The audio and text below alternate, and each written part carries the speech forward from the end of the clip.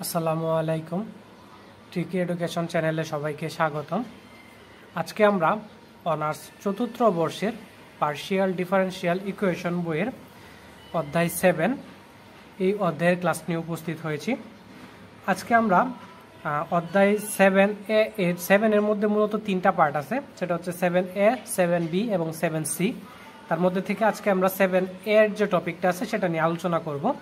মূলত এই চ্যাপ্টার 7 এর মধ্যে আংশিক ডিফারেন্সিয়াল সমীকরণের সীমানা মান সমস্যা, মানে সীমানা মানগুলা বের করার পদ্ধতিগুলো শেখানো হবে, যেখানে আমাদের 3টা পদ্ধতিতে মূলত সীমানা বিন্দুগুলোর মানগুলা বের করতে হয়। সেটার মধ্যে পদ্ধতিগুলো হচ্ছে চলক পৃথকীকরণ পদ্ধতি বা গুণফল পদ্ধতি, আরেকটা পদ্ধতি হচ্ছে ল্যাপ্লাস রূপান্তর পদ্ধতি এবং আরেকটা হচ্ছে ফুরিয়ার রূপান্তর পদ্ধতি। এটাকে আবার সাইন বা কোসাইন রূপান্তরও বলা হয়। তো এই চ্যাপ্টার 7A এর মধ্যে চলক পৃথকীকরণ পদ্ধতিতে বা গুণফল পদ্ধতিতে মূলত সমস্যাগুলো সমাধান করতে হবে এবং পরবর্তীতে 7Bতে আমরা ল্যাপ্লাস পড়ব এবং 7Cতে আমরা ফুরিয়ার রূপান্তর পড়ব। তো আজকে আমরা মূলত এই চলক পৃথকীকরণ পদ্ধতির সাহায্যে আমরা এই সমস্যাগুলো সমাধান করার চেষ্টা করব। তো যেখান থেকে আমাদের প্রথমে বেশ কিছু জিনিস জানতে হবে, এর মধ্যে থেকে আমরা দেখবো হচ্ছে আমরা কোন এক্সাম্পলগুলো আজকের ক্লাসে সমাধান করে দেব। সেটার মধ্যে আজকে আমরা যে সমস্যাটা সমাধান করে দেব সেটা হচ্ছে এক্সাম্পল নাম্বার 4, যে সীমানা সমস্যাটি সমাধান করো। তারপরে আমার একটা কি আছে, ডাক দিয়ে আছে, যেটা ন্যাশনাল সম্প্রতি বেশ কয়েকবার আসছে। তো তাহলে চলেন এই এক্সাম্পল নাম্বার 4টা সমাধান করে দেওয়ার মাধ্যমে আমরা এই অধ্যায়ের যে সূত্র বা বেসিক ইনফরমেশনগুলো প্রয়োজন হবে সেগুলো নিয়েও আমরা ওই সমস্যাটা করার সময় আমরা আলোচনা করে দিব। তাহলে চলেন আমরা এই সমস্যাটা সমাধান করি। এই চলক পৃথকীকরণ পদ্ধতি বা গুণফল পদ্ধতি, এই পদ্ধতিতে সমস্যাগুলো সমাধান করার জন্য বেশ কয়েকটা ধাপ আপনার অনুসরণ করতে হবে বা ধাপ মেনটেন করে আমাদের পড়তে হবে বা সমস্যাগুলো সমাধান করতে হবে। তো এই ধাপগুলো আপনাদের সচরাচর বইয়ে বা অন্য কোথাও লেখা নাই।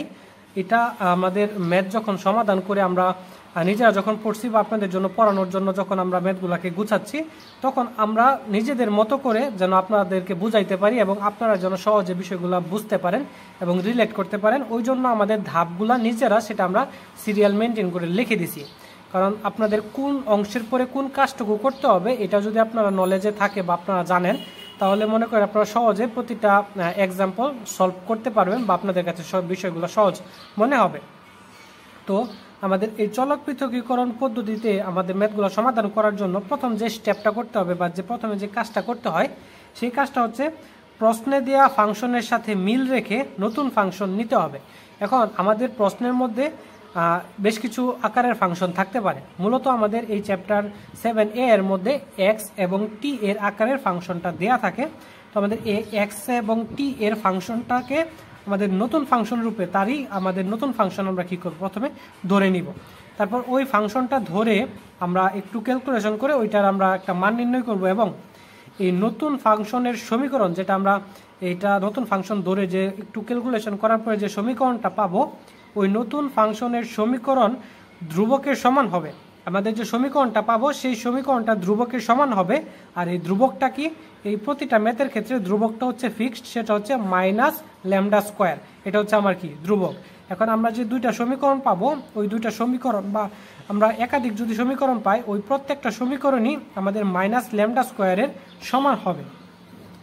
তো এই দ্বিতীয় স্টেপের পরে আমাদের যে কাজটুকু করতে হবে, যে আমাদের যে এই ধ্রুবক মান ধরার পরে, মানে যেহেতু সমীকরণগুলো সমান হবে, তো সমীকরণের সমান হবে এই মানটুকু। তো এই সমীকরণের সাথে যখন এই ধ্রুবকের মানগুলো আমরা কম্পেয়ার করব, কম্পেয়ার করার পরে এই ধ্রুবকের সমান ধরে যে সমীকরণগুলো পাওয়া যাবে সেগুলোকে আমরা এভাবে এই আকারে লিখব, যেটা হচ্ছে এক্স লিখে এক্সের মানটাকে ধরবো হচ্ছে C1 cos λx plus C2 sin λx এবং আমাদের টি হিসাবে ধরবো হচ্ছে C3 e⁻⁻, এই আমাদের টি এর সাথে যে মানটুকু গুণ আকারে থাকবে সেটা ইন্টু টি। এই শর্তটা কখন হবে, যদি সমাধান একটি মাত্র পদের জন্য হয়। এখন এইটুকু দ্বারা আসলে কি বোঝানো হচ্ছে সেটা আমরা যখন এক্সাম্পলের ডাকটা দেখবো, ডাকটা দেখলে আপনার বিষয়টা আরও ক্লিয়ার হবে। আমি জাস্ট স্টেপটা লিখে দিতেছি, আপনারা প্রথমে স্টেপটা দেখেন। দেখার পরে যখন ম্যাথটা আমরা সলভ করব, ম্যাথটা সলভ করার সময় আপনি যখন পরবর্তীতে এই স্টেপগুলো আরেকবার দেখবেন তখন বিষয়টা রিলেট করতে পারবেন, এবং ম্যাথটা শেষ হওয়ার পরে আপনারা এই স্টেপটা আবার খাতার মধ্যে নোট করে ফেলবেন, তাহলে আপনি বুঝতে পারবেন আসলে আমরা কি বুঝাইতে চাইছি।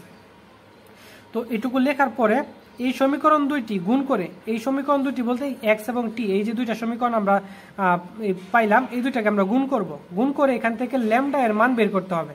ল্যামডা এর মান বের করতে হবে কিসের সাহায্যে? প্রশ্নে দেয়া শর্ত এর সাহায্যে, ঠিক আছে। তো এর পরবর্তীতে ল্যামডা এর মান উপরিপাত নীতির সাহায্যে সমাধান করতে হবে এবং ফুরিয়ার ধারার সূত্র বসিয়ে সমাধান শেষ করতে হবে। কখন? যদি সমাধান একটি মাত্র পদের জন্য হয় তবে। এখন এখানে কিন্তু আমরা অলরেডি দুইবার বলে ফেলছি যে সমাধান যদি একটি মাত্র পদের জন্য হয়। আসলে দেখেন আমাদের যে সমস্যাটা আজকে আমরা সমাধান করব এক্সাম্পল নাম্বার 4, ওইটার ডাকটা যদি আমরা লক্ষ্য করি তাহলে এখানের বেশ কয়েকটা প্রশ্ন আপনাদের মনে অলরেডি জাগ্রত হয়েছে, ওই প্রশ্নগুলো একটা সমাধান হয়ে যাবে। তো দেখেন আমি 4 নম্বর ডাকটা যদি দেখি, দেখেন এক্সাম্পল নাম্বার 4 সীমা মান সমস্যাটি সমাধান করো। দেখেন এখানে আমাদের কয়েকটা প্রশ্ন আমাদের জাগ্রত হয়েছে, সেটা হচ্ছে আমাদের যদি আমরা একটা মাত্র পদ থাকে তখন আমরা কি করব। আসলে একটা মাত্র পদ আমরা বুঝবো কিভাবে? দেখেন আমাদের কিন্তু একটা শর্ত সর্বশেষ দেয়া আছে, আমাদের প্রশ্নের যে একটা শর্ত সর্বশেষ দেয়া আছে সেটার মধ্যে এফ অফ এক্স মানে শুধুমাত্র এক্স এর ফাংশন হিসাবে আমাদের মানটা সমাধান করতে বলছে। আমাদের আরও কিছু সমস্যা বা আমরা সমাধান পাবো, সেগুলোর মধ্যে দেখবেন আপনাদের দুইটা পদ থাকবে, যোগ বা বিয়োগ আকারে আরেকটা পদ সেটার সাথে যুক্ত থাকবে। ওই রকম পদের ক্ষেত্রে আমরা সেটার ক্ষেত্রে আমরা পরবর্তীতে যখন আমরা ওই পদের দুই পদের ক্ষেত্রে করব তখন আমরা ওই বিষয়টা নিয়ে আলোচনা করে দিব। তো এবং আরেকটা হচ্ছে আমাদের আরেকটা বলছিলাম যে ল্যামডা এর মান আমাদের প্রশ্নে দেওয়া শর্তের মাধ্যমে সমাধান করার জন্য। এখন প্রশ্নে দেওয়া শর্তগুলো কি? দেখেন এখানে দেখেন কয়েকটা শর্ত দেওয়া আছে, এগুলো হচ্ছে মূলত প্রশ্নে দেয়া আমাদের শর্ত। আর এই হচ্ছে আমাদের মূলত মূল ফাংশন। এই মূল ফাংশনটার সাথে আমরা প্রথমে যেটা বলছিলাম যে কম্পেয়ার করে নতুন ফাংশন ধরার জন্য। এখন আমাদের এই যে প্রশ্ন ডাকটা আছে এখানে দেখেন ফাংশন কি আছে আমাদের টি এবং এক্স, টি এবং এক্স এর ফাংশন আমাদের মূলত এই সমীকরণটা হচ্ছে এক্স এবং টি এর ফাংশন। তাহলে এখন আমরা প্রমাণটা শুরু করি, তাহলে ওই বিষয়গুলো আরো আপনারা বিস্তারিত বুঝতে পারবেন। দেখেন আমরা প্রথমে লিখলাম সমাধান, আমাদের যে মানগুলো দেওয়া আছে ওই মানগুলো আমরা প্রথমে লিখে ফেললাম। দেওয়া আছে আমাদের প্রশ্নে দেওয়া মানটুকু এবং আমাদের যে শর্তগুলো দেওয়া ছিল ওই শর্তগুলো আমরা এখানে কি করলাম? লিখে ফেললাম। তো তারপরে এখন আমাদের এই যে শর্তটা দেয়া আছে এটা আমরা কি বলছিলাম? এক্স এবং টি এর ফাংশন। ওকে, তো আমরা লিখলাম ইউ এক্স টি, আমরা ধরে নিলাম এটা হচ্ছে ইউ এক্স টি, ইউ যে ফাংশনটা সেটা হচ্ছে এক্স এবং টি এর ফাংশন। তো এক্স এবং টি এর ফাংশন আমাদের প্রথম কন্ডিশন কি ছিল? যে ফাংশনটা দেয়া থাকবে ওইটার নতুন ফাংশন আমরা ধরবো। তো এই স্মল এক্স এর জন্য নতুন ফাংশন ধরলাম হচ্ছে আমরা ক্যাপিটাল এক্স, এবং টি এর জন্য নতুন ফাংশন আমরা ধরলাম হচ্ছে ক্যাপিটাল টি, যেটা আমরা সাইড নোটে লিখে দিলাম। এক্স এর ফাংশন হচ্ছে ক্যাপিটাল এক্স এবং টি এর ফাংশন হচ্ছে কি? Capital T. এটাকে ধরলাম হচ্ছে আমরা 2 নং সমীকরণ। এখন যেহেতু এটা এক্স এবং টি এর ফাংশন, তাই আমরা এটুকুকে একটু ভেঙে এই যে আকারটা আছে এই আকারে লেখার চেষ্টা করব। যেহেতু এটাকে একবার, যেহেতু প্রশ্নের মধ্যে আমাদের ডাকের মধ্যে আমাদের মূল ফাংশনটাকে টি এর সাপেক্ষে একবার অন্তরীকরণ করা আছে এবং এক্স এর সাপেক্ষে 2 বার অন্তরীকরণ করা আছে, তাহলে আমরা এই যে ফাংশনটা পাইলাম বা এই যে আমাদের নতুন যে ফাংশনটা আমরা ধরলাম ওই ফাংশনটাকেও আমরা একবার টি এর সাপেক্ষে এবং এক্স এর সাপেক্ষে 2 বার অন্তরীকরণ করে আমরা মান নির্ণয় করে রেখে দিব। কিভাবে? দেখেন আমরা এই ইউটাকে যদি টি এর সাপেক্ষে একবার অন্তরীকরণ করি তাহলে এক্স তো এভাবেই থাকে, তাহলে টি এর জন্য একবার অন্তরীকরণ করলে সেটা হবে টি প্রাইম। এক্স এর সাপেক্ষে যদি করি তাহলে এক্স প্রাইম টি এভাবেই থাকবে, যদি এক্স এর সাপেক্ষে 2 বার করি তাহলে এক্স ডাবল প্রাইম টি। এটা আমরা অনেক আগে থেকেই জানি। তো এখন আমরা প্রশ্নের মধ্যে যে ডাকটুকু আমাদের দেয়া আছে ওই ডাকটুকুকে আমাদের এই যে আমাদের ভাঙিয়ে যে নতুন চলকের সাহায্যে মানগুলো লিখলাম এটাকে আমরা ওই ফাংশনটার সাথে কম্পেয়ার করে এই আকারে নিয়ে যাব। দেখেন আমাদের মূল ফাংশনে এখানে কি ছিল? Del u by del t, মানে টি এর সাপেক্ষে ইউ ফাংশনকে একবার অন্তরীকরণ। ইউ ফাংশনকে যদি আমরা টি এর সাপেক্ষে একবার অন্তরীকরণ করি তাহলে কি আসে? এক্স টি প্রাইম। তাহলে আমরা লিখে ফেললাম x T prime is equal to, এখানে ছিল স্কোয়ার লিখলাম। তারপর যদি এক্স এর সাপেক্ষে 2 বার অন্তরীকরণ, তাহলে এক্স এর সাপেক্ষে 2 বার অন্তরীকরণ করে আমরা কি পাইলাম? এক্স ডাবল প্রাইম টি। তাহলে আমরা এখানে লিখে ফেললাম এক্স ডাবল প্রাইম টি। এখন এটাকে যদি আমরা টির পার্টগুলোকে টি এর সাথে এক পাশে এবং এক্স এর পার্টগুলোকে এক পাশে যদি আমরা নিয়ে যাই তাহলে দেখেন এক্স এর পার্টটা এই পাশে নিয়ে এসে পড়লে এক্স ডাবল প্রাইম উপরে এবং এক্সটা নিচে এবং এই স্কোয়ার এবং টিটা ওই পাশে নিচে চলে যাবে। এখন এই হচ্ছে আমাদের কি নতুন চলকের দ্বারা নতুন ফাংশন আমরা কি করলাম, গঠন করলাম। তারপরে দেখবেন 2 নম্বর শর্তে আমরা বলছিলাম, আমাদের 2 নম্বর যে স্টেপ, ওই 2 নম্বর স্টেপে বলছিলাম এই যে আমরা দুইটা ফাংশন বা দুইটা সমীকরণ আমরা পাইলাম, ওইটার প্রত্যেক পক্ষ অবশ্যই ধ্রুবকের সমান হবে। তাহলে আমরা এইটা এবং এইটা, এই দুইটাই আমাদের ধ্রুবকের সমান। আর ধ্রুবকটা কি, ধ্রুবকটা আমরা আগেই বলে দিছি, সেটা হচ্ছে মাইনাস ল্যামডা স্কোয়ার। তো আমরা কি করলাম, এই পার্টটুকু সমান সমান আমরা ধরে নিলাম হচ্ছে মাইনাস ল্যামডা স্কোয়ার, এবং এই পার্টটুকু সমান সমান ধরে নিলাম হচ্ছে মাইনাস ল্যামডা স্কোয়ার। তো আমরা এটাই জাস্ট লিখলাম, এইটুকু সমান সমান যদি মাইনাস ল্যামডা স্কোয়ার হয়, তাহলে আমরা যদি এইটার সাথে আর গুণ করি তাহলে হচ্ছে মাইনাস ল্যামডা স্কোয়ার এক্স, এবং এটা সমান সমান বাম পাশে নিয়ে আসলে হচ্ছে আমাদের x double prime plus lambda square x is equal to 0। এটাকে ধরলাম 3 নং সমীকরণ। এবং এই দুইটাকে যদি আমরা একসাথে করি তাহলে দেখেন এটা গুণ হবে, গুণ হয়ে সমান সমান বাম পাশে চলে আসলে আমার হচ্ছে T prime plus lambda square A square T is equal to 0। তো এটাকে ধরলাম হচ্ছে আমরা কত, 4 নং সমীকরণ। এখন আমরা প্রত্যেক পক্ষে ধ্রুবক সমান ধরে এই যে দুইটা সমীকরণ আমরা কি করলাম, নতুন যে আমাদের সমীকরণ দুইটা, এই নতুন দুইটা সমীকরণ আমরা কি করলাম, পাইলাম। এখন এই দুইটা সমীকরণ থেকে আমরা কি 3 নম্বর শর্তে বলছিলাম যে এখানে এক্স এর যে পার্টটার মধ্যে আমরা পাইলাম, ওই এক্স এর পার্টের মধ্যে এক্স সমান সমান আমরা একটা কন্ডিশন বলছিলাম, এবং টি এর জন্য একটা কি করছিলাম, আমরা কন্ডিশনের কথা বলে দিছিলাম। তো এটাই আমরা জাস্ট খালি লিখে দিব। দেখেন আমরা সেখানে বলছিলাম তখন x সমান সমান কি হবে, c1 cos lambda X plus c2 sin lambda x, এবং t এর জন্য ছিল c3 into E to the power minus t এর সাথে যা গুণাকারে আছে। ওকে, তো t এর সাথে দেখেন তো এখানে কি গুণাকারে আছে, a স্কোয়ার ল্যামডা স্কোয়ার। তো জাস্ট এই পার্টটুকু আমরা এখানে লিখে দিলাম যে a স্কোয়ার ল্যামডা স্কোয়ার, তার আগে একটা মাইনাস এবং শেষে গুণাকারে দিতে হবে কি t। জাস্ট এই পার্টটুকু আমরা কি করছিলাম, আমরা ওইখানে লিখে রাখছিলাম। তারপর আমরা কি বলছিলাম যে x এবং t এই দুটা কি করতে হবে, গুণ করতে হবে। এখন এই দুইটা দেখেন অলরেডি আমরা 2 নং সমীকরণে গুণাকারে ধরে রাখছি যে x ইন্টু t, আর এখানে যে ব্র্যাকেটে x এবং t আছে এটা দ্বারা বোঝানো হচ্ছে এই ক্যাপিটাল x টা হচ্ছে x এর ফাংশন এবং এই ক্যাপিটাল t টা হচ্ছে এই t এর ফাংশন, এই জন্য এটা ছোট করে নিচে ব্র্যাকেটে দেয়া আছে। তো এই x এবং t যেহেতু গুণাকারে আছে, জাস্ট আমরা এইটা থেকে বলতে পারি যে 2 নং হতে, বা আমরা সরাসরি যদি ওইটাও বলি যে দুইটা সমীকরণ গুণ করে পাই, অথবা আমরা বলতে পারি 2 নং সমীকরণ হতে। তাহলে আমরা লিখলাম যে 2 নং সমীকরণ সমাধান করে যদি আমরা পাই তাহলে u x t is equal to, আমরা এই সমস্ত পদটা x এর পরিবর্তে লিখলাম ইন্টু সি এর পার্টটা আমরা সমগ্রটা এটা লিখে দিলাম। ওকে, তো এখন এই পার্টটা যেহেতু এই দুইটার সাথে গুণাকারে আছে, তা আমরা গুণ দিয়ে দিলাম। যদি গুণ দেই তাহলে e to the power S minus S square lambda square T, এটা দুই পক্ষে গুণাকারে আসবে, এটা আমরা প্রথমে কমন নিয়ে নিলাম। তারপর দেখেন এই c3 এবং c1 গুণাকারে আসবে, এবং cos আলফা x, এই c3 এবং c1 সমান সমান আমরা ধরলাম হচ্ছে a, তাহলে a cos আলফা x, এবং এটার জন্য c3 c2 গুণাকারে এই c2 এবং c3 এর জন্য আমরা প্রথমে ধরে নিছি হচ্ছে b, তো এখানে আমরা ধরে নিলাম হচ্ছে b sin ল্যামডা x, এটাকে ধরলাম হচ্ছে আমরা 5 নং সমীকরণ। ওকে, তো এখন আমরা কি বলছিলাম, এই যে সমীকরণ দুটা গুণ করব, গুণ করার পরে আমরা বলছিলাম সেখান থেকে শর্তের সাহায্যে, প্রশ্নে দেওয়া শর্তের সাহায্যে ল্যামডা এর মানটা কি করতে হবে, নির্ণয় করতে হবে। এখন প্রশ্নে দেওয়া শর্ত বলতে আমরা প্রথমে বলছি এখানে দেখেন প্রশ্ন দুইটা শর্ত আছে, একটা হচ্ছে ইউ 0t এবং ইউ এল টি সমান সমান 0, তার মানে ইউ 0t সমান সমান 0, ইউ অফ এল টি সমান সমান 0। তার মানে প্রথমে আমরা একবার এই কন্ডিশনটা অ্যাপ্লাই করব এবং পরবর্তীতে এই কন্ডিশনটা অ্যাপ্লাই করব, অ্যাপ্লাই করে এই দুইটার সাহায্যে আমরা কি করব, ল্যামডা এর মানটা বের করার চেষ্টা করব। তো দেখেন আমরা এখানে ইউ এক্স টি সমান সমান আমরা কি মান পাইছি, e to the power minus S square lambda square T A cos lambda X plus B sine lambda X.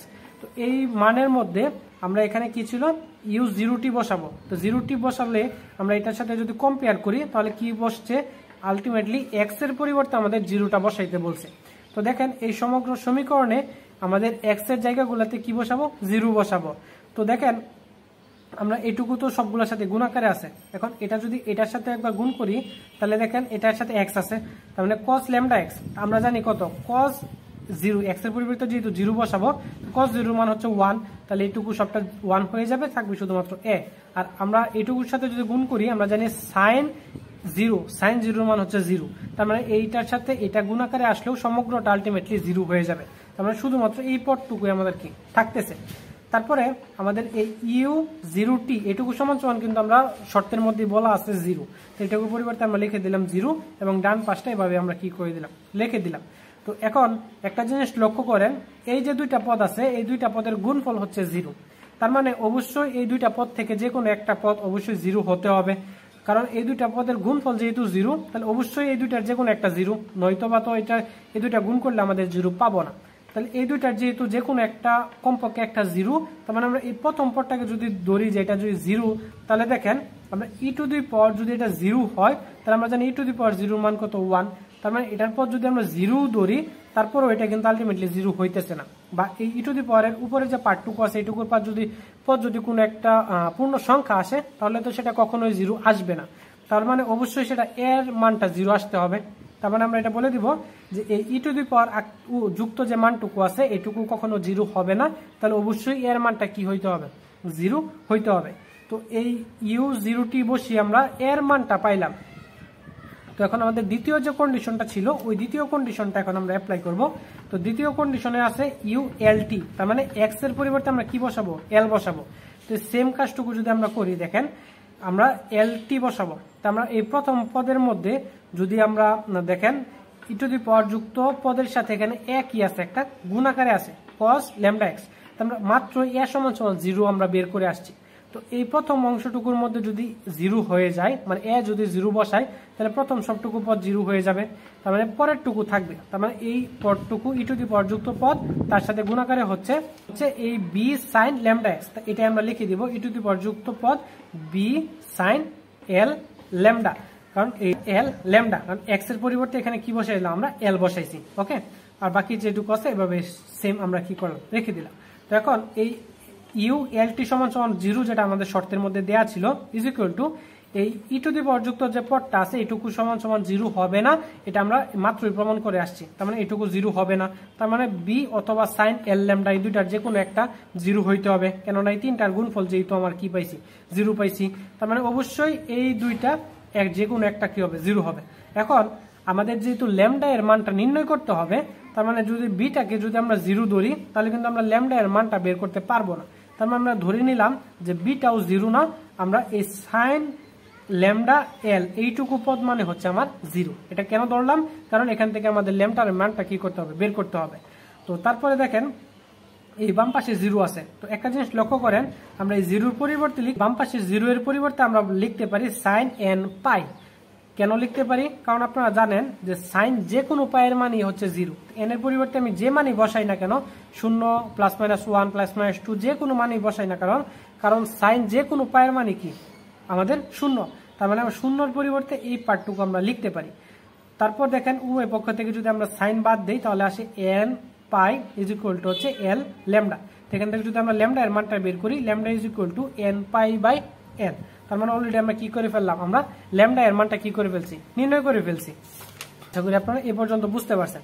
তো তারপরে আমরা বলছিলাম যে উপরিপাতন সূত্র ব্যবহার করে আমাদের মান বসানোর জন্য, তো আমরা এই 0 এই এ সমান সমান 0 এবং ল্যামডা সমান সমান যে মানটুকু পাইলাম এই মানটুকু আমরা এই যে 5 নং সমীকরণ আমরা ধরছিলাম এই 5 নং সমীকরণে যদি বসাই তাহলে দেখেন এই প্রথম পার্টের এই পার্টটুকু আমাদের যেহেতু এ আছে তার মানে 0 হয়ে যাবে, তার মানে এই পার্টটুকু আর থাকবে না, তার মানে শুধুমাত্র এই প্রথম যে পার্টটুকু আছে এইটুকু এবং এই বি সাইন ল্যামডা এক্স এইটুকু থাকবে। এখন এই ল্যামডার জায়গাগুলোতে এই জায়গায় এবং এই জায়গায় আমাদের নতুন যে ল্যামডার মানটা পাইলাম এন পাই বাই এল, এটা যদি বসায় দেই তাহলে যেহেতু এখানে ল্যামডা স্কোয়ার আছে তাহলে হবে কত, n square pi square by l square, এখানে হবে এন পাই বাই এল। তাহলে এই কাজটুকুই আমরা করব, জাস্ট দেখেন।